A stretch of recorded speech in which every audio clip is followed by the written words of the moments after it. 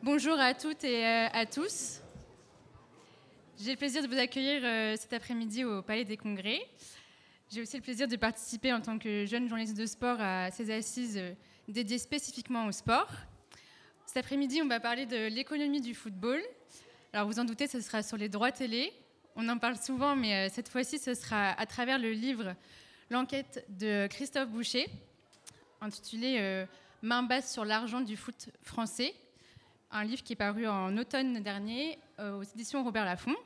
Donc on aura avec nous Christophe Boucher, qui est 3 rangs à côté de moi. Christophe Boucher, ancien maire de Tours, ancien président de l'Olympique de Marseille, ancien membre du conseil d'administration de la Ligue de football professionnel, un temps journaliste, mais il continue de l'être grâce à cette enquête. Il a donc écrit plusieurs livres, dont celui dont on va parler aujourd'hui. Ensuite, on aura Pierre Rondeau, donc tout à droite, qui est économiste du sport, co-directeur de l'Observatoire Sport et Société à la Fondation Jean Jaurès, professeur à la Sport Management School et chroniqueur pour plusieurs médias. Donc, il nous apportera son analyse et ses connaissances économiques pour nous expliquer tous les termes techniques. Et enfin, puisque nous sommes aux assises de journalisme, nous aurons donc 2 journalistes. À ma droite, Vincent Duluc, donc grande plume de l'équipe, grand spécialiste du football, président du syndicat des journalistes de sport, l'UJSF. De l'Union du syndicat des journalistes. Et ensuite, nous aurons Fabien Lévesque, donc à côté de Vincent Duluc, qui lui est donc, on est en train de le modifier, qui est rédacteur en chef, présentateur de Tout le sport, l'émission quotidienne sur France 3, et donc qui est aussi commentateur de football. Alors, donc pour commencer, comme je vous l'ai dit, on va parler de ce livre. Après, on aura un temps de questions, évidemment. Juste pour préciser, Pierre Rondeau ne pourra pas rester après vos questions, donc il faudra attaquer en premier si vous avez des questions avec Pierre. Donc voilà, vous avez le programme. Christophe, j'aimerais qu'on débute donc avec vous. Vous commencez l'enquête en 2004, plus précisément le 10 décembre 2004. C'est au moment de l'appel d'offres pour la période 2005-2009. L'appel d'offres donc lancé par la Ligue de football professionnel. Pourquoi vous commencez par ce moment-là? Qu'est-ce qui se joue dans cette nuit-là? Alors, bonjour à toutes et à tous. Je commence en 2004 pour mettre en perspective ce que je vais raconter par la suite. Et pour bien comprendre ce qu'est l'histoire économique du football depuis 2004. Enfin, essayer de bien comprendre. Et rappeler, je le rappelais tout à l'heure, je crois que c'est Fabien, qu'en 2004, les droits, là on parle d'argent et on parle de droits télévisuels, qu'en 2004, les droits domestiques de la France sont les mêmes que les droits domestiques de l'Angleterre. Et donc, si 20 ans plus tard, ceux de l'Angleterre sont 3 fois supérieurs, c'est qu'il s'est passé quelque chose entre-temps. Et ce que vraisemblablement, on peut penser que les Anglais ont été bons, ça, M. Duluc nous le confirmera, c'est le grand spécialiste du football anglais, mais on peut aussi considérer que les Français n'ont pas été bons.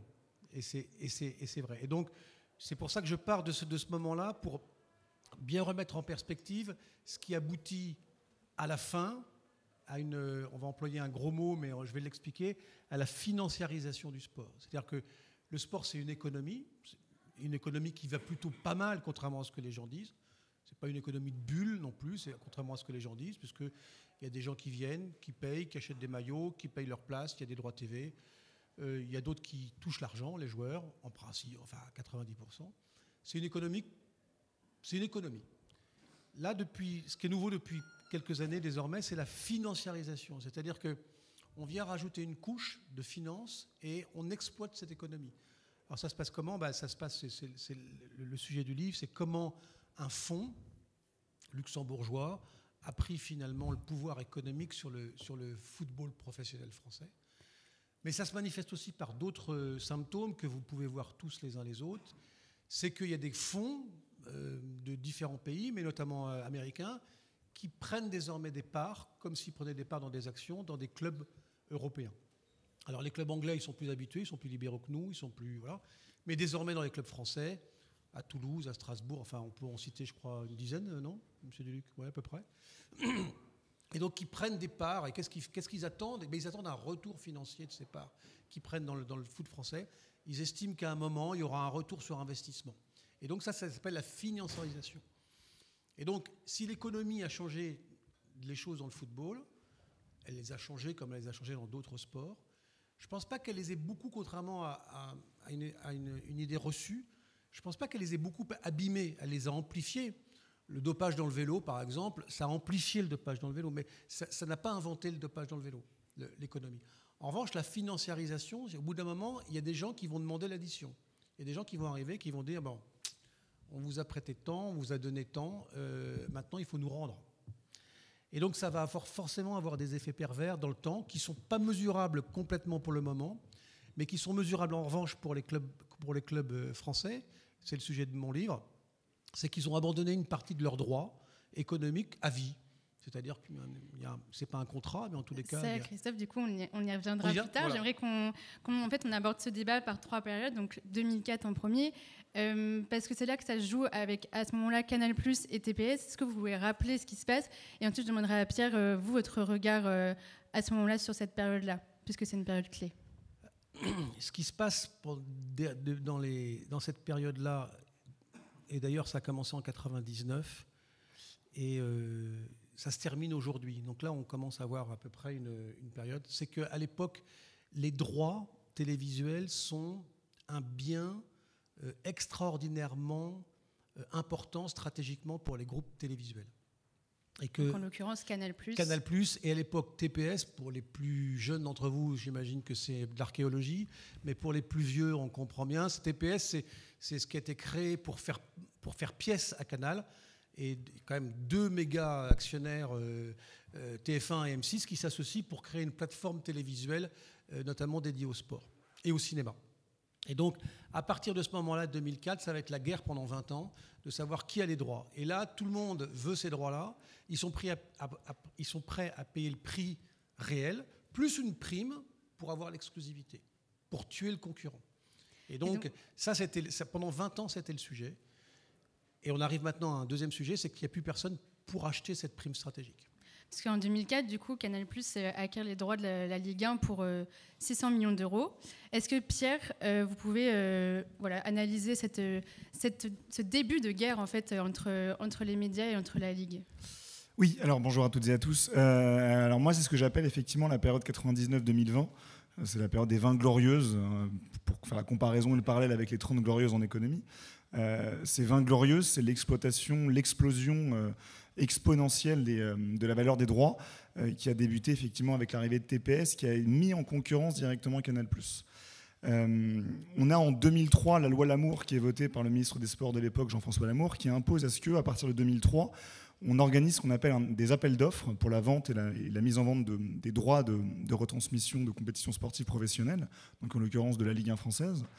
Et à partir de 2003 est orchestré le schéma qu'on connaît aujourd'hui avec l'appel d'offres, l'organisation et la mise en vente des lots de diffusion à différents opérateurs, en l'occurrence à l'époque TPS, donc le groupe TF1 M6, télévision par satellite, et le groupe Canal+. Jusqu'ici, c'était vraiment un marché de gré à gré, main à la main. On négociait autour d'une table, autour d'une bonne bouteille, et on négociait un tarif sans vraiment de structuration et d'organisation. En 2003, ça a été scénarisé, orchestré, organisé, structuré, et on a les appels d'offres qui apparaissent, qui sont rendus obligatoires, qui sont très particuliers parce qu'on parle à ce niveau-là de marché en asymétrie d'information. C'est une enchère asymétrique, autrement dit, les demandeurs, en tout cas les payeurs, les candidats pour l'achat de droits TV, ne savent pas ce que fait la concurrence. Autrement dit, c'est une vente aux enchères comme vous pouvez le connaître, et vous savez qu'il y a de la concurrence, mais vous ne connaissez pas le prix proposé par votre principal concurrent, en l'occurrence ici à l'époque Canal+ et TPS. Ce qui pousse en fait naïvement les opérateurs à surenchérir plus que raison pour s'assurer l'acquisition et la captation des droits TV. Donc ce modèle, ce schéma d'organisation, vraiment, je précise bien, totalement légal, puisque décidé à l'époque par le gouvernement et le ministre des Sports de l'époque, permet à ce que les droits TV soient valorisés, mais soient valorisés à un prix peut-être, à supposer, au-dessus du prix marché réel, en tout cas de la valeur réelle des droits TV. Il y a aussi l'effet concurrentiel entre Canal+ et TPS, qui permet à ce que les droits soient valorisés plus que raison et qu'on ait une inflation tarifaire. Canal+, ensuite, considérant que cela portait atteinte à sa rentabilité de payer des droits plus élevés que la valeur réelle supposée de ce bien, a fait en sorte de détruire littéralement TPS en rachetant totalement les parts de TPS pour être seul sur le marché. Ensuite, on a forcé la main en soutenant la concurrence par la création de la chaîne Orange. Orange TV est resté 1 an pour maintenir une forme de concurrence et pour que les droits continuent à monter. Après Orange, vous avez eu Beansport. Beansport a permis à ce qu'effectivement les droits, par l'effet concurrentiel, continuent à croître. Et année après année. Et le point d'orgue, c'est Mediapro en 2018. Mediapro s'impose face à Beansport et Canal+, face à la concurrence, pour que les droits en 2020 atteignent le chiffre de 1,150 milliard d'euros, ce qui est bien évidemment est en deçà et totalement au-dessus de la valeur réelle de la Ligue 1. Donc c'est pour ça que je parle des 20 glorieuses. De 1999 à 2020, vous avez une explosion florissante des droits qui ont totalement dépassé, on en parlait tout à l'heure, qui ont totalement dépassé la valeur réelle que représenterait un championnat de France.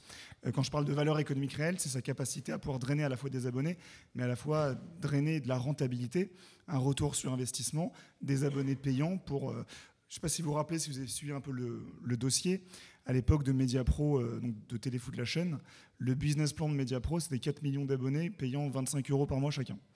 Il fallait 4 millions de personnes.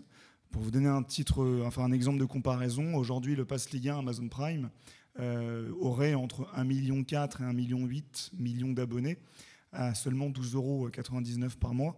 Donc on est très loin d'un seuil de rentabilité pour une Ligue 1 valorisée à 1 milliard.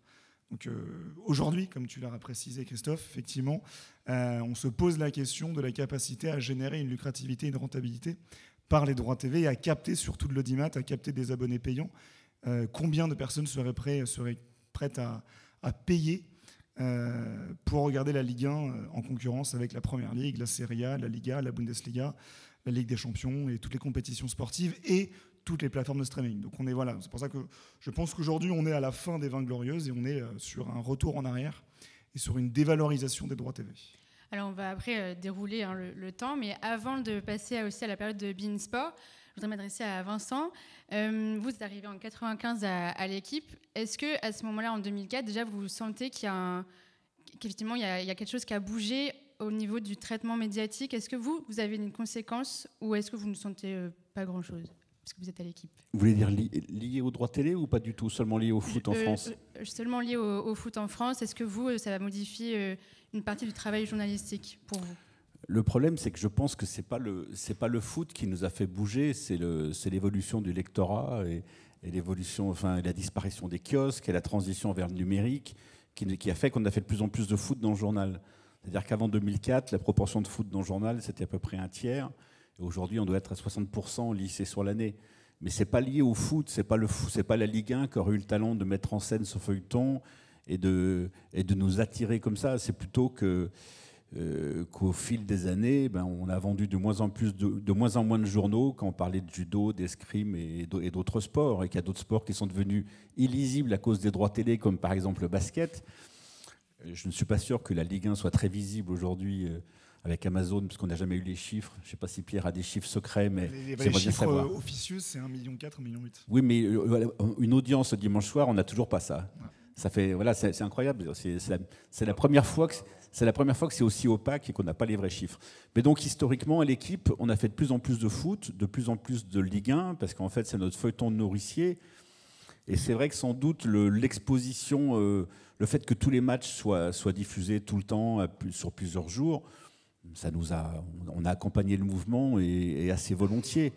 Mais je pense que notre plus grand problème à l'équipe, au foot et par rapport au droit télé, c'est à partir de l'arrêt Bosman en 96. Est-ce qu'on peut rappeler d'ailleurs ce que c'est l'arrêt 94, Bosman ? Pardon. Est-ce qu'on peut rappeler d'ailleurs ce que c'est ? L'arrêt Bosman, c'est un ancien joueur de Dunkerque qui est allé à Bruxelles et qui a abouti, et l'arrêt a abouti à la libre circulation des footballeurs sur l'espace européen dans un premier temps. Après, ça a été beaucoup plus vaste que ça. Mais ça veut dire que tout d'un coup, alors que les étrangers étaient limités dans les équipes, souvent dans les pays, 2, 3 selon les pays, tout d'un coup, il n'y avait plus de limite. Donc les meilleurs Français qui restaient beaucoup dans le marché intérieur sont tout d'un coup partis dans le marché extérieur. Mais je referme la parenthèse.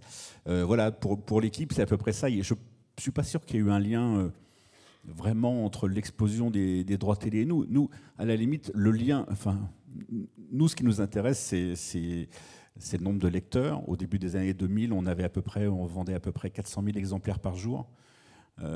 Notre coefficient de lecture par exemplaire était de 7 à l'époque, c'est-à-dire que chaque exemplaire était lu par 7 personnes en moyenne. Pour dire aujourd'hui, la réalité, c'est qu'on est plutôt à 50 000 ou 60 000 exemplaires par jour en kiosque. Je n'ai pas le coefficient de lectorat. Je sais en revanche que je pense que c'est beaucoup. Si on faisait un sondage et que vous soyez sincère, combien le lisent gratuitement le matin sur des groupes WhatsApp ? Vous pouvez assumer, hein, c'est pas grave, c'est filmé. Mais... Allez, levez la main, je dénoncerai personne. C'est tout. Ah, j'ai mis une main là-bas aussi. Hein. Ah oui, d'accord. Voilà, parce que voilà, globalement, tout le monde le lit gratuitement sur les groupes WhatsApp et on a un problème avec le piratage, selon quoi on est comme Amazon. Voilà. Fabien aussi, je voudrais avoir votre ressenti. Non, j'ai une question pour Vincent, moi. Oui. Parce que Vincent Luc, c'est le grand spécialiste du football anglais. Et donc, qu'est-ce qui, selon toi, explique... Qu'est-ce que tu as vu depuis 20 ans qui explique la séparation finalement des Français et des Anglais, et pourquoi les Anglais ont su gérer l'après Bosman, parce que tu as raison de noter que l'arrêt Bosman est véritablement un point de départ, et entre les Anglais et les Français. Qu'est-ce qui s'est passé pour que les uns surperforment et les autres sous-performent ? C'est une question de culture, c'est-à-dire comme le foot, c'est la culture fondamentale des Anglais, ils ont un bassin beaucoup plus large. Au niveau des télés, ça n'a pas été simple. Il y a beaucoup de chaînes télé qui avaient les droits qui ont fait faillite au début. J'oublie celles pour lesquelles travaillait Manu Petit. C'est la première crise audiovisuelle, j'ai oublié le nom de la chaîne, mais effectivement la première fois qu'il y a eu une faillite de diffuseurs, c'est en Angleterre. Voilà, c'est ça. Ils ont d'abord fait 95, il y a eu une faillite. Ils ont fait faillite, mais après, effectivement, c'est là-bas qu'ils ont mis le plus d'argent, qu'ils ont attiré le plus de joueurs. C'est les premiers surtout qu'on fait en sorte d'être une marque mondiale. La Première Ligue est devenue une marque mondiale assez rapidement. Ils sont attaqués au marché asiatique, un peu partout. Aujourd'hui, si vous allez à Old Trafford un dimanche pour un match ordinaire de championnat, il y a environ, sur les 60 000 spectateurs, 65 000, il y a à peu près 14 000 Asiatiques facilement qui viennent on va dire, en charter, en avion, et le panier moyen dans les stades, la dépense moyenne par spectateur, pour un spectateur anglais lambda, je crois que c'est 20 livres, et pour un supporter qui vient d'Asie, c'est 200 livres.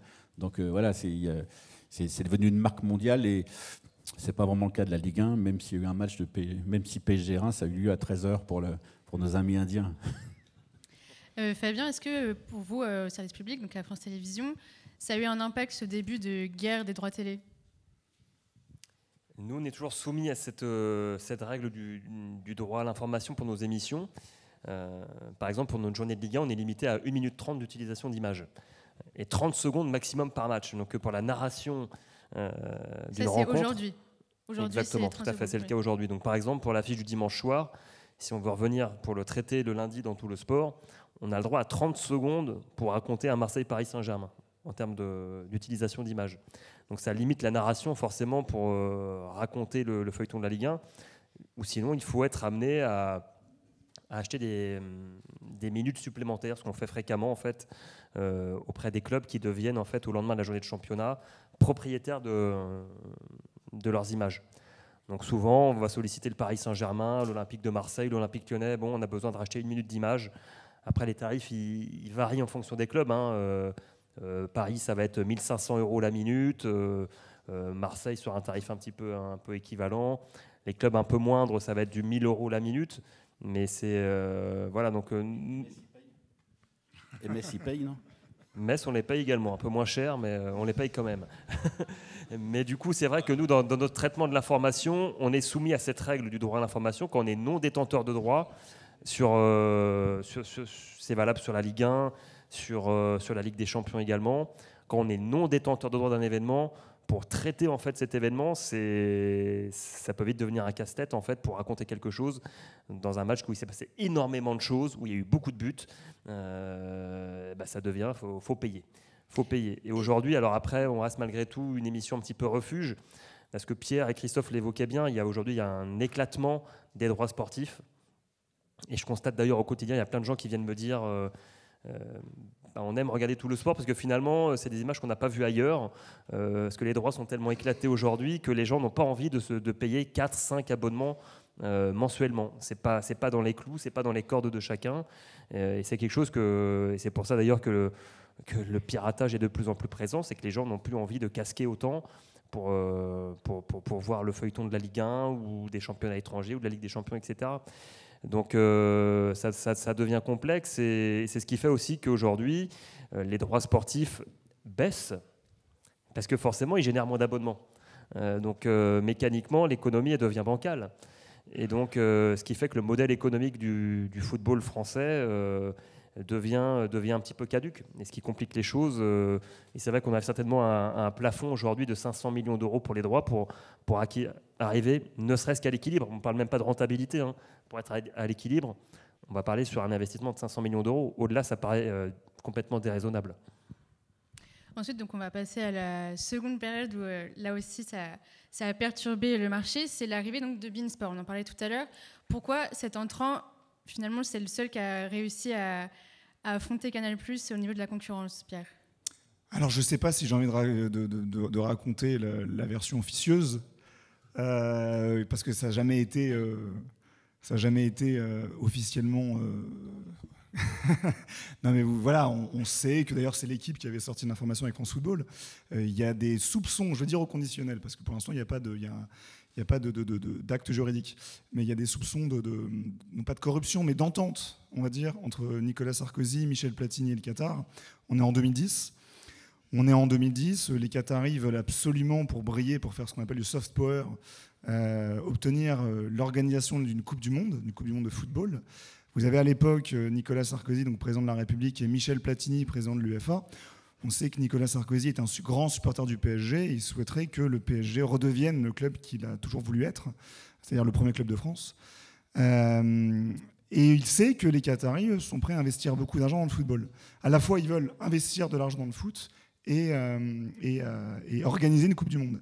Et on le savait déjà à l'époque, on est en 2008, 2009, 2010, vous avez les Émiratis qui sont allés en Angleterre, qui ont racheté le club de City, et on sait que les dirigeants, en tout cas des représentants qataris, ont aussi fait le déplacement en Angleterre, et au départ, leur projet était de récupérer un club anglais, ils avaient visité le centre d'entraînement d'Everton, ils avaient le projet de récupérer Everton. Et vous avez Nicolas Sarkozy qui aurait fait tout un lobbying pour qu'ils viennent plutôt en France. Et le point de négociation était de dire Michel Platini va soutenir la candidature qatarienne pour la Coupe du Monde 2022. Michel Platini, c'est l'UEFA, donc c'est l'Europe entière qui pourrait soutenir la candidature qatarienne pour la Coupe du Monde. En échange du soutien européen de la Coupe du Monde, vous engagez à racheter le PSG à bas coût, puisque à l'époque, le PSG était détenu par un fonds d'investissement américain, Colony Capital. Ils l'ont récupéré pour 40 millions d'euros, je crois, enfin des broutilles, puisqu'aujourd'hui, il est valorisé à 4 milliards. Donc vous rachetez le PSG et deuxième demande de Nicolas Sarkozy, pour soutenir, on en parlait, l'effet concurrentiel de la valorisation des droits TV, vous vous engagez à créer une chaîne de sport qui viendra en concurrence avec Canal+, enfin contre Canal+, beIN Sport en l'occurrence. À l'époque, c'était Al Jazeera Sport et c'est progressivement devenu beIN Sport, pour venir concurrencer Canal+ dans le marché des droits TV et pour, par l'effet concurrentiel, valoriser, augmenter la valeur de la Ligue 1 française, mais l'augmenter à un niveau supérieur à son seuil de rentabilité. On en parlait tout à l'heure, effectivement, 500-600 millions d'euros, c'est le prix, on pourrait dire, logique d'une Ligue 1 française, mais par cet effet concurrentiel, en dehors des clous du marché, vous avez une Ligue 1 qui est montée à 780 millions d'euros, et vous avez même pour 2014, on pourrait venir après, mais 2014, les Qataris étaient prêts à mettre 900 millions d'euros pour acheter la Ligue 1 française en intégralité, et il y a eu entremise, encore une fois de l'Élysée, là de François Hollande, pour protéger Canal+, qui était le principal financeur du cinéma français et qui avait besoin du football pour tenir le financement du cinéma. Et François Hollande a demandé à ce que les Qataris réduisent, de façon totalement artificielle, leur coût d'entrée, en tout cas leur prix d'entrée, pour que la Ligue 1 soit seulement, si je peux dire, vendue à 800 millions d'euros. Et pourrais même rajouter, je m'étale, mais à quel point vous avez des connexions entre l'Élysée et la vente des droits TV. Aujourd'hui, pareil, c'est dû au conditionnel, on soupçonne que l'Élysée fasse beaucoup de travail, beaucoup de lobbying pour que Beansport surenchérisse sur les droits TV période 2024-2029. Donc voilà, Beansport est arrivé. Et en 2010, quand ils arrivent pour la période jusqu'en 2020, 2012-2016. 2012-2016, ils sont arrivés, mais sans respecter une logique de marché. Quand on fait de l'économie, on est supposé respecter un ordre spontané, respecter un équilibre. Si vous avez fait des cours d'économie, vous savez, l'offre égale la demande. On a un prix de marché, un prix d'équilibre. Dans le cas des droits TV, ce n'est pas du tout ce qu'on a. À chaque fois, on a l'entremise de tel ou tel acteur, de l'Élysée, d'un pouvoir politique, d'un pouvoir diplomatique. Et on atteint des valeurs de mise en vente qui sont à des années-lumière du prix réel de ce que devrait coûter une Ligue 1 française. Et Christophe, c'est ce que vous racontez justement dans votre livre, les conflits en fait, entre les clubs de foot, la Ligue et surtout Canal+. Est-ce que ces conflits-là aussi ont du coup participé à l'entrée de Beansport? Alors, d'abord, je vais y répondre. Le vrai sujet, c'est celui-là. C'est que ça fait 20 ans que le football français est sous perfusion. En fait, il est sous perfusion du pouvoir politique, puisque avant beIN, il y a eu Orange. On l'a oublié il y a eu Orange. Alors SFR, c'est autre chose, parce que mais Orange, c'était juste pour créer un concurrent de Canal+. Et là encore, c'est le pouvoir politique qui était intervenu. Donc il y a eu d'abord TPS contre Canal, puis Orange contre Canal, puis beIN contre Canal. Et tout ça était artificiel. C'est surtout ça. Et pendant que ces choses-là arrivaient, pendant que l'argent tombait, les présidents de clubs, qui ne sont pas tous des prix Nobel, ils ont laissé faire. Ils se sont dit, finalement, c'est de l'argent magique qui va arriver en permanence. Pendant ce temps-là, les Anglais se sont développés de façon en pure logique économique. Les Espagnols ont eu une autre logique que les Anglais, mais qui est excellente. C'est qu'ils ont nommé, par exemple, dans chaque ambassade d'Espagne, il y a quelqu'un qui est en responsabilité, dans le monde, il y a quelqu'un qui est en responsabilité du football. C'est-à-dire, c'est un conseiller, c'est des fois l'ambassadeur lui-même, qui a dans sa feuille de route espagnole de promouvoir le football espagnol. Ce qui fait qu'aujourd'hui, les droits à l'étranger du football français, c'est 80 millions d'euros. Ceux du football espagnol, c'est 800 millions. Et nous, on a cru que finalement, cet argent-là allait continuer à tomber en permanence, sans logique de marché. Or là, manque de bol, on arrive en 2024 et on arrive dans une logique de marché où effectivement, on n'est plus dans des combats entre beIN, Canal, Orange, etc.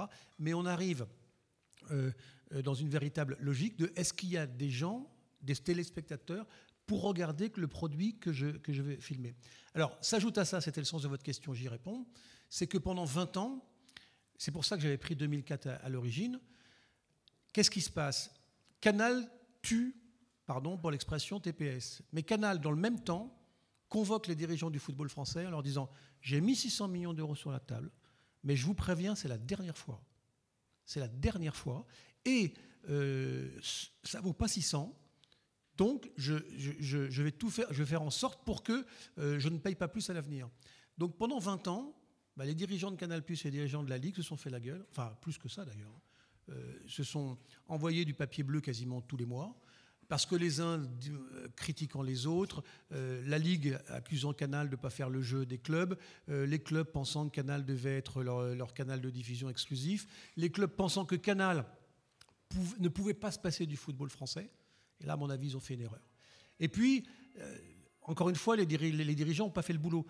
Il y a une anecdote qu'il faut que vous ayez tous en tête, et notamment les plus vieux. Moi, je pense que le point d'inflexion historique de la valeur des droits, c'est quand la Ligue a décidé, je suis désolé pour France Télé, mais quand la Ligue a décidé de ne plus donner Téléfoot à TF1. Il y avait un rendez-vous du dimanche, ce que les Allemands connaissent très bien, et qui était une espèce d'accroche pour tout le football. On regardait Téléfoot en famille, et après, justement, on allait voir le match. On allait voir le match de son club, parce qu'on avait vu Téléfoot et que c'était sympa, etc., etc. Le foot français, qui se croyait plus intelligent, et j'y étais à l'époque, que les autres, moi j'étais administrateur de la Ligue à l'époque, a dit, non, on va faire de la concurrence, on va le donner à France Télévisions. Bon, France Télévisions, ils n'étaient pas dans une bonne période, on va dire ça comme ça. Ils ont un peu salopé le produit. Téléfoot a disparu. Et pour le coup, le foot n'est plus devenu une référence dominicale, familiale, affective. Et ça a vraiment changé la donne. Vincent, vous vouliez rebondir tout à l'heure ? Non, c'était pour Canal, pour dire effectivement qu'on n'a jamais payé le vrai prix du foot français, parce que le vrai prix du foot français d'abord est difficile à estimer, et que dans l'argent que mettait Canal, c'était pendant un moment, ça a été le prix de sa survie propre. Donc en fait, Canal mettait plus cher sur le foot pour survivre. Donc voilà, c'était juste cette petite parenthèse là. On va passer maintenant au fiasco Mediapro qu'on a tous en tête. Christophe, vous consacrez 4 chapitres à ça. Parce que c'est vraiment une folie. En fait, quand on lit, on s'en rend encore plus compte, je pense. Est-ce que vous pouvez nous expliquer vraiment qu'est-ce qui s'est passé et pourquoi ça a vraiment tout fait basculer ? Alors, je vais essayer de le résumer en 2 minutes.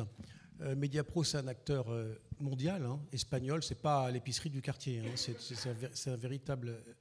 Et Mediapro a pensé, sûrement à tort d'ailleurs, mais qu'il pouvait refaire en France ce qu'il faisait en Espagne, c'est-à-dire augmenter les prix, augmenter le nombre de téléspectateurs, et donc que la valeur des droits n'était pas juste. Donc eux, ils ont estimé à un moment que la valeur des droits n'était pas juste. Donc ils se sont non pas précipités, mais ils sont rentrés en discussion avec la Ligue, et ils ont estimé que ça valait beaucoup plus que ça. Seulement patatras, qu'est-ce qui s'est passé ?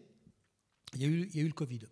Il y a eu le Covid où la France, évidemment, le bon petit village gaulois, a pris la décision que tous les autres n'ont pas prise. Bon, donc comme nous, on est plus intelligents que les autres, on avait raison. Sauf que les Allemands, les Anglais, les Espagnols, à part les Belges, Vincent ? Oui, à part les Belges. Tout le monde a continué à jouer au football pendant la pandémie. Surtout, tout le monde a repris le championnat. Oui, tout le monde a repris le championnat. Tout le monde a fini son championnat. Voilà, c'est ça. Tout le monde a fini son championnat et tout le monde a repris le championnat. Bon. Et surtout, tout le monde l'a fini. Donc, il y a eu des vrais résultats, etc. Bon, en France, comme on est plus malin, on l'a arrêté. Et là, évidemment, Mediapro, qui avait anticipé des recettes importantes, s'est retrouvé à débuter son exercice alors qu'il y avait eu la pandémie, que Mbappé avait la Covid au moment de la reprise, que l'OM ne jouait pas parce que ils avaient été isolés à cause de la pandémie. Et donc, quand le championnat français, vous n'avez plus le PSG et plus l'OM, le Rennes Clermont-Ferrand n'intéresse pas tout le monde, ni le Caen Sedan. Je dis ça pour des clubs qui sont plus en Ligue 1, mais qui l'ont été. Et donc, Mediapro a dit à la Ligue, écoutez, le produit que vous avez vendu, c'est pas le même. Or, la Ligue, là, prend une décision qui, à mon avis, est bien pire que celle qu'ils vont prendre après avec le fonds, c'est qu'au lieu de discuter avec Mediapro, ils vont les virer. Ils vont dire, moi non, Mediapro, on les aime pas, c'est les Espagnols, ils sentent le pâté, on les veut pas, on les vire. Juste, si j'ai bonne mémoire, en fait, il y a un moment de l'histoire où les dirigeants du football français font en sorte, disent carrément à Canal, notre championnat va s'arrêter. C'est pas grave, on vous devra de l'argent, mais Mediapro, c'est tellement important qu'on préfère commencer la saison avec Mediapro que la finir absolument avec vous. Il y avait eu cet épisode-là aussi. Oui, il y a surtout, Vincent, il y a une décision qui est absurde. Alors, on va le nommer parce que de Vincent Labrune, qui dit on va foutre Mediapro dehors. Mais Mediapro, je le rappelle, parce que c'est une entreprise. Moi, j'ai passé 10 ans de ma vie dans les droits télé, donc à vendre des droits télé dans le monde entier. Mediapro, c'est un opérateur des droits TV, c'est un des 5 majeurs dans le monde. Donc, quand vous réfléchissez à votre deal, vous dites, est-ce que je me prive d'un des 5 acteurs majeurs ? Ben si, on s'en prive, on les vire. On les vire parce qu'on se dit, derrière, il y aura Canal qui va reprendre. Manque de bol, Canal ne reprend pas. Donc c'est comme ça qu'on a abouti à un accord avec Amazon qui est absurde. Et donc voilà ce qui s'est passé avec Mediapro. Mediapro, c'est une offre invraisemblable, mais pour la première fois qui est basée sur une réflexion de marché.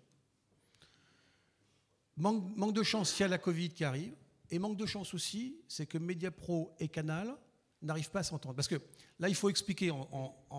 Tu le fais ou je le fais ? Je le fais. Canal+, c'est 2 maisons en fait, ce que les gens ne captent pas toujours bien. C'est la chaîne de télévision que tout le monde connaît, qui diffuse des trucs, mais c'est aussi le distributeur des autres chaînes de télévision. Donc en fait, Canal, ils se distribuent évidemment eux-mêmes, mais si vous voulez être distribué en France, grosso modo, aujourd'hui, il y a un monopole. Pourquoi les Anglais pourquoi les télés anglaises qui font un immense business avec le foot à la télé ne viennent pas en France? Parce que leur réponse, elle est extrêmement simple, extrêmement claire.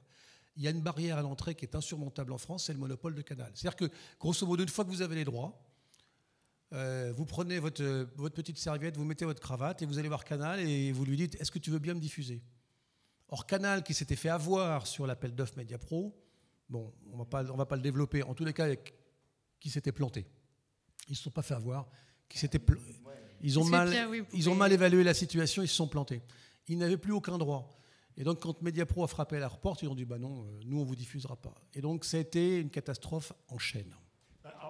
Après, c'est vraiment. Mais moi, je vous conseille la lecture du livre de Christophe, et c'est un sujet passionnant parce que.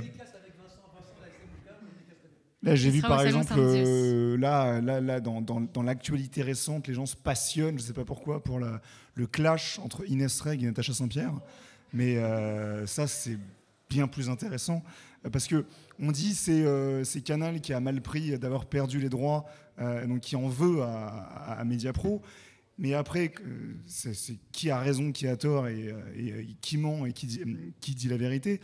Mais la version de Canal est de dire que dans les accords de diffusion, justement, pour diffuser la chaîne Téléfoot en France à travers le groupe Canal, en gros, une chaîne doit payer des accords de diffusion. Et Canal dit que Mediapro avait exigé à ce qu'ils reçoivent 250 millions d'euros pour que Canal diffuse la chaîne Téléfoot en France via les box Canal+. Donc, est-ce que, de la même manière, c'est Mediapro qui aurait trop demandé, trop exigé, demandé 250 millions d'euros, alors que quand c'était Free, quand c'était Orange, quand c'était SFR, on était sur 80 millions d'euros en accord de diffusion. Et là, Canal+, parce que 8 millions d'abonnés, parce qu'un panel de consommateurs très important, 250 millions d'euros. Donc il y a aussi ce côté. Voilà. Est-ce que c'est Canal qui est intégralement en tort, ou est-ce que c'est Mediapro qui s'est vu plus grand qu'il ne pensait l'être? Il y a plein de détails croustillants et intéressants sur ce point très précis. Canal+, Mediapro et Droit TV. Après, on pourrait aussi rajouter que La Brune, qui refuse de renégocier avec Mediapro pour réduire le contrat l'année du Covid et l'année des confinements, il y a un truc qui n'est pas pareil, qui est différent entre la France et l'Espagne. C'est qu'en Espagne, vous avez les droits de diffusion pour les ménages et les droits de diffusion pour les bars. Il y a une distinction entre les droits de diffusion dans les bars et les droits de diffusion dans les ménages. Et en fait, ce qu'avait dit le Mediapro en France, c'était que oui, la saison a repris l'année du Covid, l'année du confinement, mais les bars sont fermés. Donc il y a des gens qui sont chez eux pour pouvoir s'abonner à Mediapro, pour pouvoir regarder le foot à la télévision sans supporters dans les stades, mais les bars sont fermés. Et eux, ils ont estimé qu'il y a une chute très importante de potentiels consommateurs, de potentiels, clients de foot français, vu que les bars avaient fermé, mais que la saison avait repris. Donc ils avaient demandé à ce qu'ils renégocient une partie des montants des droits, en considérant qu'en Espagne, vous aviez des droits spécifiquement bars, et que si vous fermez les bars, de fait, vous perdez sur un écran dans un bar, il y a 10, 15, 20, 30 consommateurs, donc autant de potentiels acteurs, potentiels clients devant la Ligue 1 française. Donc ils avaient demandé une renégociation qui, je considère, totalement légitime. Et c'est vrai que Vincent Labrune, pour des raisons qui le regardent, a refusé la moindre négociation et a dit Mediapro, c'est terminé, plus jamais avec eux. Et parmi donc, les petits détails, il y a aussi le fonds d'investissement CVC dont on va parler. Est-ce que déjà vous pouvez nous expliquer ce que c'est et quelles conséquences ça a eu cette arrivée de ce fonds? Pierre ou Christophe, comme vous souhaitez. Monopoliser la parole, mais donc oui, alors pour reprendre tout le déroulé logique de ce qui s'est passé, donc la France, elle a subi le Covid, le confinement, l'arrêt de la saison, la faillite de Mediapro, du diffuseur. Pour vous donner un ordre d'idée, Mediapro payait 800 millions d'euros pour avoir 75% des matchs ou 80% des matchs. Amazon a récupéré les contrats pour 250 millions d'euros. Donc voilà la décote de la Ligue 1, le même contrat, vous passez de 800 millions à 250 millions d'euros. Il faut savoir que les droits TV sont négociés sur une durée à l'époque de 4 ans, maintenant sur 5 ans. Donc quand un club construit son business plan, il anticipe le classement futur de son club. Donc il anticipe la dotation télévisuelle qu'il va toucher. Donc il construit un budget sur 3 ans, 4 ans, 5 ans. C'est pour ça qu'il négocie des contrats de joueurs sur 2 ans, 3 ans, 4 ans, 5 ans, pour projeter finalement de 2020 à 2024 sa comptabilité. Donc il a une comptabilité, je dirais, à l'équilibre, en tout cas solvable, sur 4 saisons, le temps du contrat télévisuel. Or, première saison, Mediapro fait faillite, se retire du marché. Décote des droits TV, décote du contrat de 800 à 250 millions d'euros. Et en plus, vous rajoutez arrêt de la saison dernière, Covid, confinement, match à huis clos, absence de recettes billetterie. Et l'État a aidé, l'État s'est porté garant, mais à hauteur de 50% des gains billetterie. Donc il n'avait même pas une compensation, et c'était plafonné à 8 millions d'euros, il me semble. Donc prenez un club comme Marseille ou Paris, quand vous avez plus de 50 millions d'euros de recettes billetterie, c'est plafonné à 8 millions d'euros d'aide publique, mais 50% des 8 millions d'euros, donc 4 millions. Vraiment risible. Donc grosse perte financière. Les clubs perdent beaucoup d'argent, les clubs sont à la rue. Mais il y a eu des PGE supérieurs à ça. Il y a eu les prêts, parce que là, quand je parle de billetterie, c'est un don. C'est l'État qui couvre les pertes billetterie. Mais il y a effectivement les PGE qui n'ont pas encore été remboursés. Et le seront-ils un jour ? Donc grosse perte financière, quasiment 1 milliard de pertes. Donc les clubs tirent la sonnette d'alarme. Donc il est créé en catimini assez rapidement, ça a pris 1 an finalement à être mis en place après le Covid, une société commerciale qui sera chargée un peu sur un modèle britannique, dans une logique très financière, mercantile, d'organiser la vente et l'organisation des droits de gestion et des droits TV de la Ligue 1 française. Et dans cette société commerciale, on autorise à ce qu'on puisse vendre des parts. En gros, comme des actions qu'on vendrait d'une entreprise, on autorise à ce qu'on puisse vendre une partie de l'entité commerciale, plafonnée à 20%. Et vous avez, Christophe le racontera mieux que moi, un fonds d'investissement du Luxembourg, CVC Partners, qui candidate et qui propose de récupérer 13% des parts de la Ligue 1 française, en tout cas de la société commerciale, pour 1,5 milliard. Donc 1,5 milliard d'euros pour récupérer 13% de la Ligue 1 française. Et ce deal assez particulier, c'est tout simplement récupérer, non pas, parce que quand je parle d'une action, c'est vous êtes en partie propriétaire et vous touchez les dividendes. Les dividendes, c'est une partie des bénéfices de l'entreprise, mais ce n'est pas les bénéfices, c'est une partie qui sera consacrée à la rémunération des actionnaires. Dans le deal entre CVC et la Ligue, qui a été acté, qui a été voté, qui a été ratifié, ce n'est pas une partie des bénéfices, parce que la Ligue 1 ne fait pas de bénéfices, c'est 13% des revenus totaux de la Ligue 1 française. Autrement dit, si la Ligue 1 française vend ou signe un contrat avec McDonald's à plus de 20 millions d'euros par an, CVC prend 13%. Si la Ligue 1 vend des droits TV à beIN, Canal ou n'importe qui, 700, 800 millions d'euros, CVC prend 13%. Et ça, c'est à vie, tant que CVC conserve le contrat. Christophe, oui, vous pouvez rebondir. Enfin, le contrat, c'est pas un contrat, c'est un... Oui, c'est pas un contrat. Oui, il faut qu'on précise. Le vrai sujet, c'est CVC, tu as raison, mais c'est que ces 13%, ils vont continuer d'exister. C'est-à-dire que le jour où CVC va se délester de ces 13%-là, ils vont le vendre à un autre fonds, qatari, américain, qui, lui, continuera à prendre 13% sur la Ligue française. C'est-à-dire que la Ligue française a aliéné de façon définitive c'est 13% sur ses droits. Ce qui est incroyable. C'est-à-dire que CVC a tenté sa chance en Italie. Les Italiens, et notamment le président de Naples, a dit aux autres clubs italiens, mais vous êtes complètement fous, c'est un deal qui est nul. Les Allemands, ce n'est pas les présidents de clubs qui les ont mis dehors, mais c'est les supporters. Et en Espagne, ils ont réussi à faire un deal, mais qui est capé dans le temps, sur 50 ans. Et les deux clubs majeurs espagnols, le Real et Barcelone, n'ont pas signé le deal. Pourquoi ils ne l'ont pas signé ? C'est ça qui est intéressant. C'est que le Real a fait le calcul. Et nous, vous pouvez faire le calcul, là, maintenant, avec votre téléphone. C'est que le Real a dit, écoutez, moi, c'est simple. Le deal espagnol, c'est 2 milliards. 2 milliards 1. Le Real a dit, moi, si j'emprunte la somme que vous allez me donner, donc le Real avait peut-être le droit à 400 millions, il dit, moi, si j'emprunte ces 400 millions-là à 3 ou 4%, c'était les taux de l'époque, ça va me coûter X. Ce que vous me proposez, ça va me coûter x50. Pas x2, pas x3, x50. Donc évidemment, je ne le fais pas. Et en France, je vous donne le chiffre, en France, si la Ligue et les clubs avaient emprunté 1,5 milliard, ça leur aurait coûté grosso modo 500-600 millions d'euros. C'est beaucoup d'argent, vous allez me dire. Sur combien de temps? Au total. Sur 15 ans, sur 20 ans? T'empruntes sur 15 ans, ça coûtait 500-600 millions d'euros. Là, le deal, on sait qu'il va leur coûter sur les 50 prochaines années plus de 10 milliards d'euros. Donc c'est une folie complète. Mais alors pourquoi? Oui, pourquoi? Comment on peut accepter ça, justement?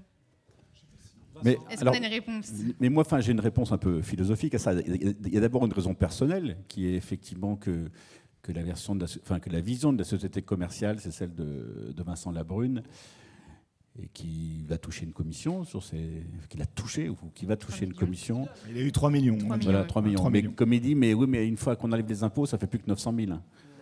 C'est ce qu'il m'a dit l'autre fois. Mais il n'est pas le seul. Il y a d'autres collaborateurs de la Ligue qui vont toucher. Et la réalité, c'est que dans le privé, après, est-ce que la Ligue, dans le privé, c'est une autre notion, mais dans le privé, c'est des choses qui sont courantes. Dans une société qui doit la Ligue qui doit se préoccuper de l'intérêt général, on peut un peu plus discuter. Mais moi, j'ai une vision un peu plus... en fait, le prétexte, c'est qu'il fallait sauver le foot français, il serait mort. Moi, mon problème, c'est que j'y crois pas du tout. C'est-à-dire que je ne crois pas du tout à ça. D'abord, il n'y a aucun lien entre les droits télé et la compétitivité du football français. C'est une illusion.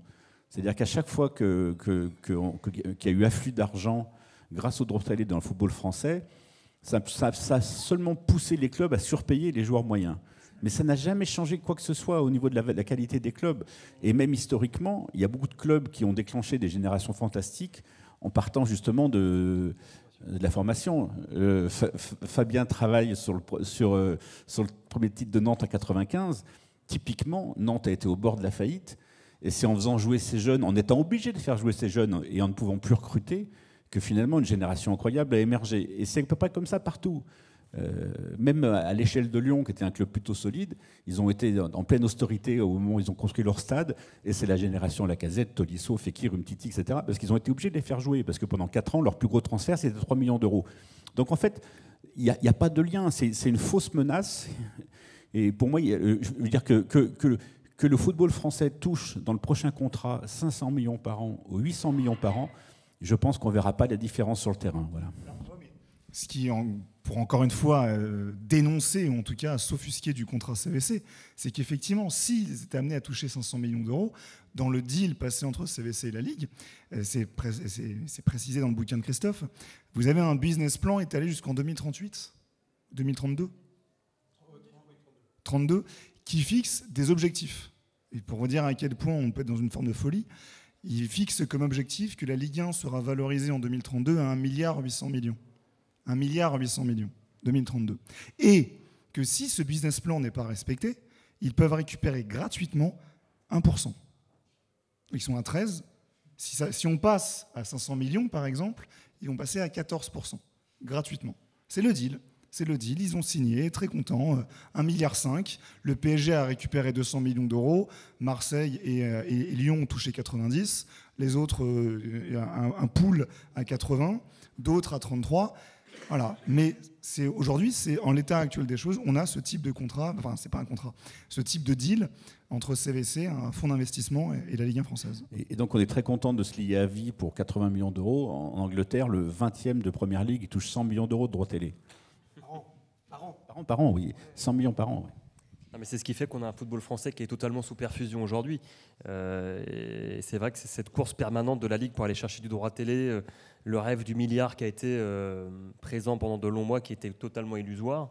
Et c'est vrai qu'aujourd'hui, on se retrouve dans une situation où le football français appelle au secours le Qatar pour ses droits télé. Si on se retrouve effectivement avec Vincent Labrune qui est invité à l'Elysée pour le dîner avec l'émir du Qatar, c'est pour une bonne raison, c'est qu'on appelle au secours le Qatar pour acheter des droits télé domestiques. Et c'est un vrai souci parce qu'aujourd'hui, le football français est sous perfusion totale. Et si le Qatar ne vient pas au secours du football français, aujourd'hui, c'est un petit peu le saut dans l'inconnu. Donc on a compris que c'était catastrophique. Quel serait le meilleur scénario pour le football français maintenant qu'on est passé... donc il y a eu l'appel d'offres en octobre dernier. Il a été infructueux parce que la somme plancher n'a pas été atteinte. Là, on est passé à des négociations donc, de gré à gré, en direct. Qu'est-ce qu'on peut espérer de mieux ou, entre guillemets, de moins pire pour le football français ? on peut faire, parce que Pierre en a parlé, on peut faire une petite parenthèse sur le fait que ce deal a eu lieu aussi parce que, Vincent l'a dit, des employés de la Ligue ont touché un bonus. Alors, je ne sais pas si je vais vous faire deux comparaisons que je donne dans le bouquin.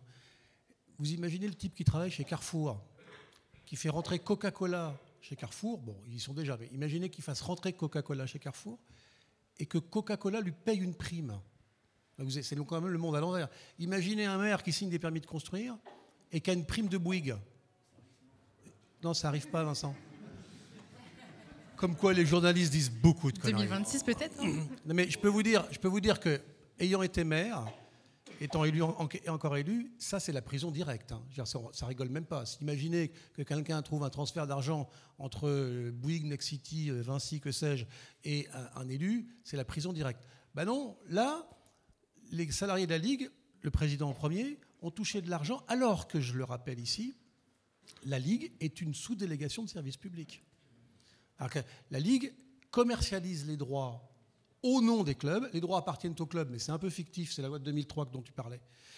Commercialise au nom du club et théoriquement, je dis théoriquement, je vais y venir, sous l'égide, en tous les cas sous la responsabilité de la Fédération française de football, qui elle-même est sous la responsabilité du ministère des Sports.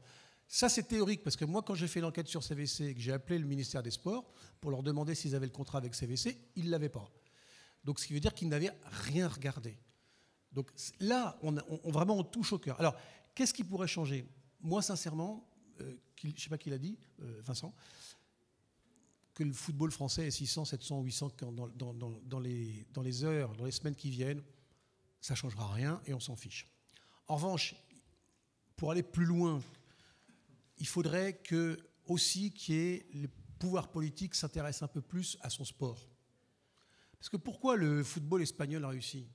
Pourquoi le football allemand a réussi ? Le football anglais de façon un peu différente. C'est parce que les États, les États espagnols, allemands, mettent en place des manières de faire, des politiques sportives pour qu'ils réussissent.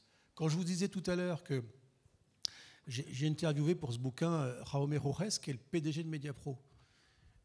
C'est un type un peu étrange, parce que c'est un type qui fait beaucoup de pognon, mais qui est en même temps communiste et qui défend l'indépendance de la Catalogne. Bon. Non, mais c'est un personnage fantastique. Hein. Je veux dire, franchement, ça mérite... non, je t'assure, ça mérite une vraie bio télévisuelle sympa. Et il me dit, Christophe, est-ce que tu crois que les Espagnols sont plus intelligents que les Français ? Il me dit non. Mais c'est ce que je disais tout à l'heure. L'État espagnol considère que le sport professionnel est une véritable vitrine pour l'Espagne. C'est pour ça que, tant pour le foot pro, que pour le basket pro, que pour la moto, que pour l'auto, regardez qui sont les champions aujourd'hui, auto, moto, tennis, football, basket. Soit ils sont espagnols, soit ils jouent en Espagne. Parce que l'État a mis en place un système qui les favorise. L'Allemagne a mis un système fiscal. L'Espagne aussi a été moins regardante sur certains moyens et sur certaines affaires. On est d'accord. Aussi. Ouais. Bon, voilà. Non mais alors il y a des perversités à tout sujet. Le problème, c'est que nous en France, ça c'est un vrai sujet quand même. On ne croit pas. Vous allez voir le nombre de médailles françaises aux Jeux Olympiques. Hein, vous allez voir, ça va être chaud. Il n'y a pas de véritable politique sportive depuis des décennies. Et il n'y en a pas pour le sport en général, et il n'y en a pas pour le foot.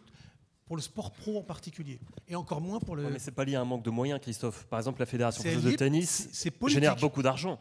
Et c'est pas pour autant qu'on a un grand tennisman français aujourd'hui. C'est plus une façon de bien aborder les choses et de bien travailler. Alors, pour le tennis, oui, parce que c'est un sport individuel.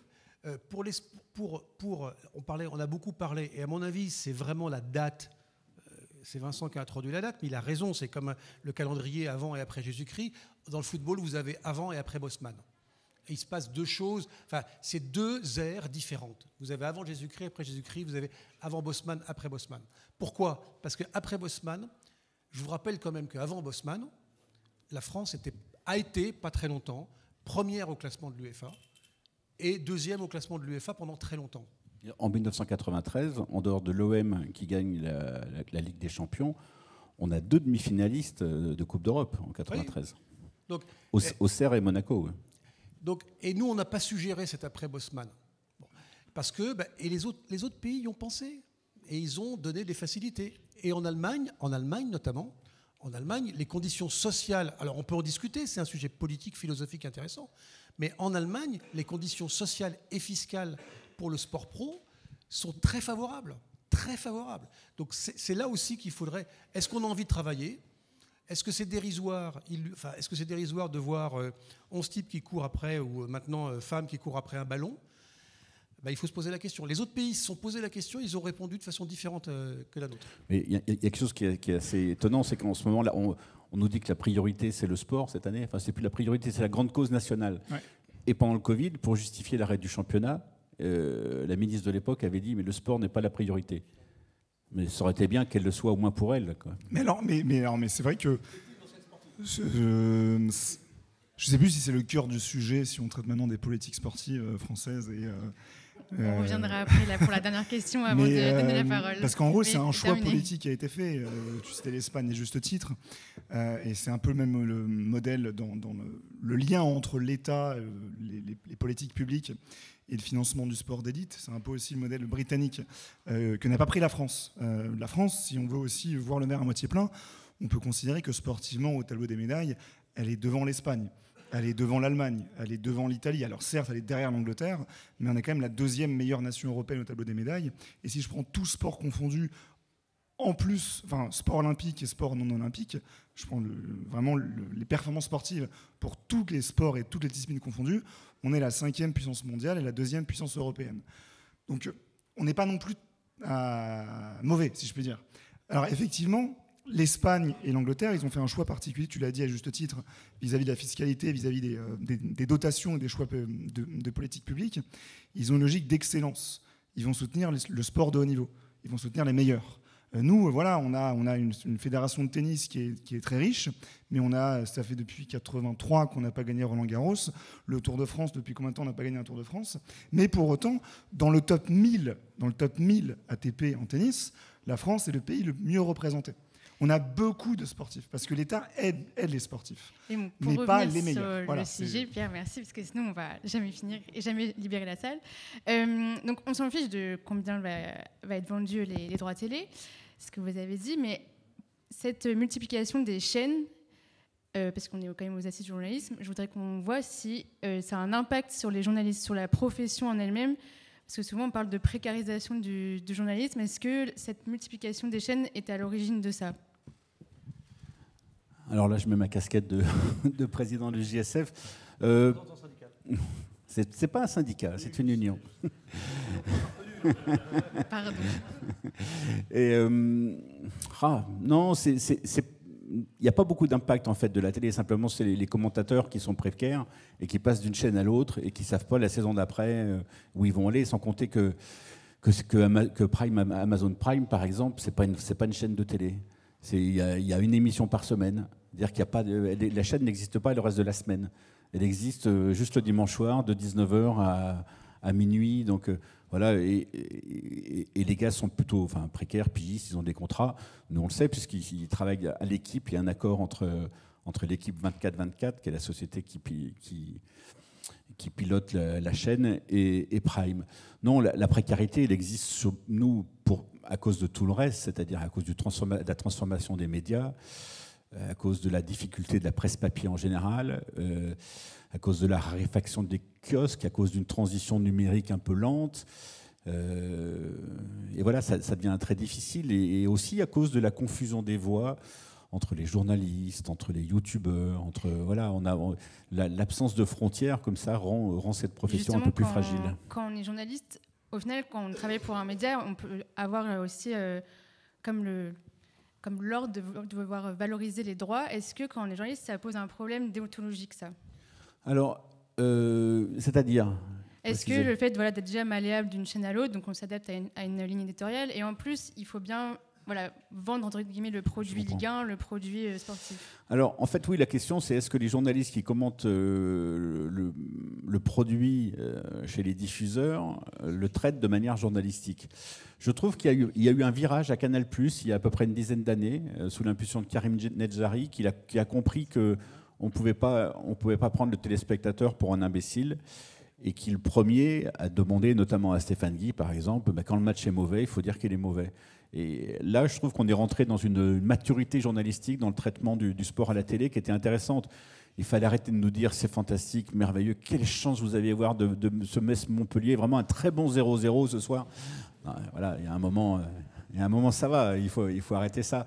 Donc non, je trouve de ce côté-là, ça, voilà, on est devenu... Il y a une espèce de maturité journalistique entre le traitement, je trouve, que du foot à la télé, où on le traite plutôt mieux qu'avant, mais il y a malgré tout beaucoup d'autres dangers, et beaucoup trop de complaisance parfois sur d'autres domaines, mais à peu près dans tous les médias, et personne ne peut donner de leçons à personne sur ce sujet globalement. On arrive maintenant à l'heure de débat, donc ça va être à vos questions.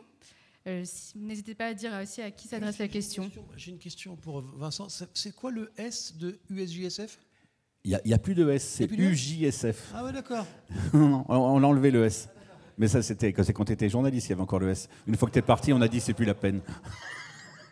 Écoute, en tous les cas, je le dis devant tout le monde, c'est très bien qu'un journaliste renommé soit le président de cette union. Parce que pendant longtemps, c'était un peu obscur. Est-ce que je peux juste... Alors, avant de passer aux questions, on est quand même aux assises du journalisme, ça c'est tombé là, donc je me permets quand même de le dire. Info l'équipe. Le parquet national financier a ouvert une enquête préliminaire sur le deal passé par la LFP avec CVC. On peut imaginer que c'est Jean-Michel Roussier qui a porté plainte, non ? C'est ça qui a dû faire. Du coup, à vos questions.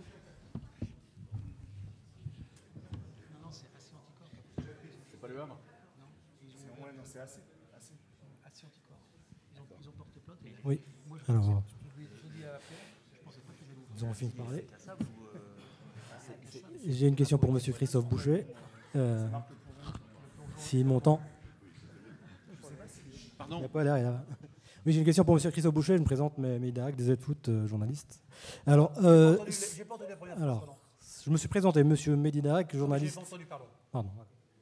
Alors la question, c'est peut-être un petit peu pour rester sur CVC, pour défendre peut-être un petit peu, faire un peu l'avocat du diable, et pour aller en corollaire sur une autre question. Si Vincent Labrune n'avait pas passé le contrat avec CVC, est-ce qu'il y avait à ce moment-là précis une banque qui était prête à mettre 1,5 milliard pour sauver le foot français ? Et pour aller sur la question suivante, c'est, vous avez parlé tout à l'heure du problème des instances publiques qui n'ont pas mis en place une politique sportive qui puisse accompagner justement le sport français dans tout ça. Je me demande, est-ce que justement les pouvoirs publics n'ont pas plus aidé des entreprises françaises qui sont liées dans le football ? On peut dire Lagardère, vous avez été, on peut parler de Canal+, le fait qu'ils ont essayé de sauver Canal+, le fait qu'il y ait une entreprise comme Amaury qui est présente dans l'organisation de beaucoup d'événements sportifs. Est-ce que justement on n'a pas plus pensé à des intérêts privés, comme dans le cas peut-être de Vincent Labrune, que l'intérêt public ? Alors, merci, c'est pertinent. Sur Amaury, je laisserai Vincent Duluc répondre. Je pense qu'il sait. Mais d'abord, Vincent l'a dit tout à l'heure, et je pense que là, on est dans une mise en scène qui est grave sur le fait, est-ce que des clubs... Parce que, en fait, pourquoi on a fait CVC ? C'est quoi l'argument principal ? Ce que donne monsieur le président de la DNCG encore aujourd'hui dans l'équipe, sous la signature d'Étienne Moati, qui nous dit les clubs auraient fait faillite. Mais lesquels ? Moi, ce que je veux savoir, c'est quel club aurait fait faillite s'il n'y avait pas eu 1,5 milliard de CVC ? Le PSG ? Je ne crois pas. Marseille ? Je ne crois pas. Lyon ? Alors, bon, Lyon, bon. Mais ça, c'est pour Vincent. Non, mais il m'a mis une pierre dans mon jardin, je lui renvoie. Et donc, Lyon, personne n'aurait fait faillite, en vrai. Alors, des clubs qui font faillite en France, il y en a eu. Et c'est assez naturel, puisque c'est les entreprises. Strasbourg a fait faillite, Grenoble a fait faillite. Ils sont revenus. Grenoble était au port de la Ligue 1, Strasbourg est en Ligue 1, Bastia. Ça, c'est du piratage. Et donc, voilà. Donc, je ne crois pas que ça soit pour servir les intérêts. Là où l'État a un peu laissé faire, voire beaucoup laissé faire, c'est qu'ils étaient bien contents qu'il y ait une solution de renflouement des caisses du foot pour qu'on évite de leur demander. Parce que quand même, l'État n'est pas clair sur le Covid. C'est, en vrai, qui a arrêté le championnat? C'est le duo Édouard Philippe, Noël Le Graët. Et on voit bien a posteriori que c'était une immense bêtise. Donc, l'État s'est aussi dit, oula, peut-être qu'on n'est pas très à l'aise sur ce sujet-là. S'il y a de l'argent privé qui revient dans le football d'une manière ou d'une autre, et on va un peu fermer les yeux sur la manière, c'est tant mieux. Voilà, c'était ça le sujet. Pour ce qui est d'Amaury, vous avez cité Amaury, Lagardère et Canal+. Bon, on est dans un système toujours un peu... il y a une spécialiste dans la salle, elle pourrait répondre mieux que moi, mais on est toujours en France et dans un système toujours un peu hybride.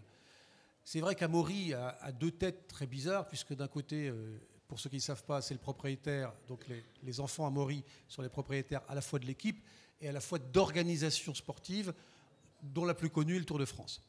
Pas forcément la plus rémunératrice, mais en tous les cas la plus connue. Donc évidemment, on peut se poser la question. Si aussi, c'est aussi la plus rémunératrice. Donc voilà, Duduc préférerait faire la rubrique cycliste. Et donc, mais il dit merci. Ouais, non, mais t'as raison. Franchement, pour bien connaître le système des journalistes et de l'organisation, avant d'aller demander à un journaliste de l'équipe d'écrire quelque chose de positif sur le Tour de France ou sur le Dakar, je pense qu'il y en a qu'il faut qu'ils se lèvent tôt. Parce que je crois que la porosité est extrêmement faible. Lagardère, c'est différent, mais Lagardère, bon, il n'y a plus de sport chez Lagardère. Lagardère, c'était juste que Arnaud Lagardère avait eu une intuition qui était intelligente. Il a dit, plutôt que d'avoir des télévisions, parce que c'était le rôle du père, il a dit, on va acheter les droits télévisuels. Et franchement, c'était une idée de génie de la part d'Arnaud Lagardère. Malheureusement, la mise en opération du système, elle s'est mal faite. Voilà, l'idée a été géniale, les opérations ont été moins bonnes et j'ai été directeur général de la principale boîte et je sais que ça s'est mal passé. Et Canal+, alors Canal+, c'est un autre sujet puisque Canal+, c'est le vrai sujet dont on n'a pas parlé tout à l'heure. Canal+ verse un pourcentage de son chiffre d'affaires au cinéma. Donc, si vous tuez le chiffre d'affaires ou si vous faites diminuer le chiffre d'affaires de Canal, notamment en n'ayant pas les droits, notamment en faisant baisser leur nombre d'abonnés, vous tuez le cinéma. Or, les hommes politiques sont beaucoup plus intéressés au cinéma, demandez à François Hollande, sont beaucoup plus intéressés par le cinéma que par le sport. En tous les cas, ils pensent que la capacité de nuisance, c'est plutôt ça, on va le prendre dans ce sens-là, ils pensent que la capacité de nuisance des acteurs du cinéma est plus importante que les acteurs du sport. Finalement, si vous allez dans la rue tous, et que vous pleurez sur le sort du sport professionnel et du foot en particulier, personne ne vous écoute. Si demain vous allez pleurer sur le sort du cinéma, vous allez avoir une écoute. Donc voilà un peu le dessous des cartes. Et comme le temps file très vite, on va enchaîner avec une autre question.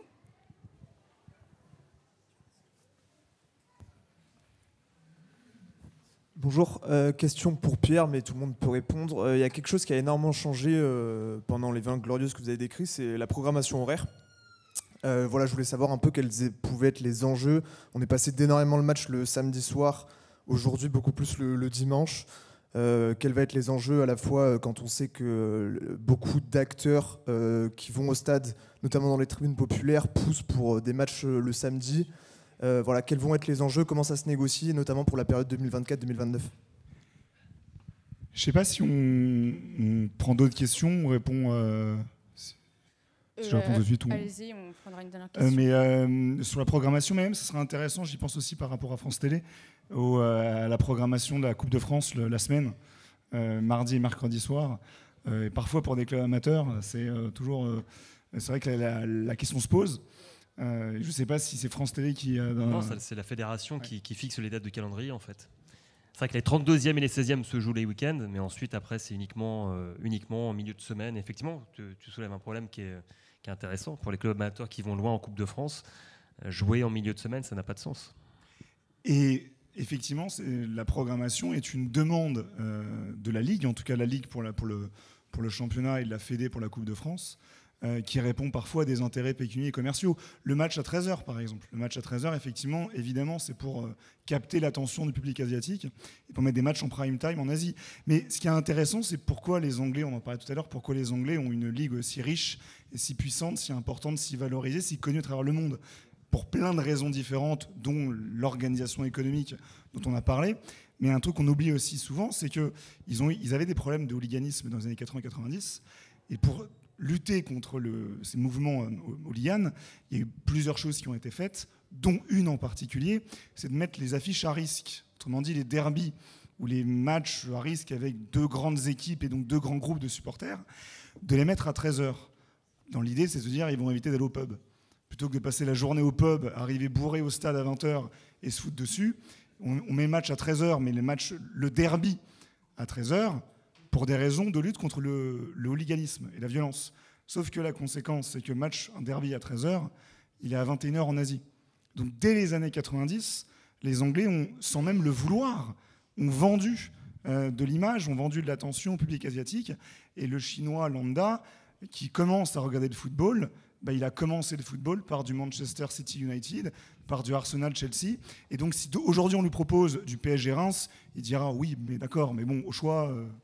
En tout cas, la Ligue 1 n'a pas inventé la morcellisation des horaires, puisqu'en Angleterre, il y a un match de samedi à 13h, il y a une journée à 15h, il y a un match samedi à 18h30, un le dimanche à 13h, un autre le dimanche à 16h, et encore un autre le lundi soir. Donc ils ont 6 horaires différents. La seule particularité, c'est qu'il est interdit en Angleterre de diffuser une image de foot le samedi entre 15h et 17h, parce que c'est l'horaire sacré pour toutes les autres divisions, et il ne faut pas qu'il y ait de concurrence. Voilà. On va prendre une dernière question, s'il y en a. S'il n'y en a pas, c'est qu'on a été très complet. Donc le livre sera retrouvé, Christophe sera retrouvé là tout à l'heure à la sortie, et aussi, si vous ne pouvez pas, samedi au Salon du Livre à 11h10, vous avez 20 minutes avec Christophe Boucher pour ce livre. Merci à tous et bonne suite.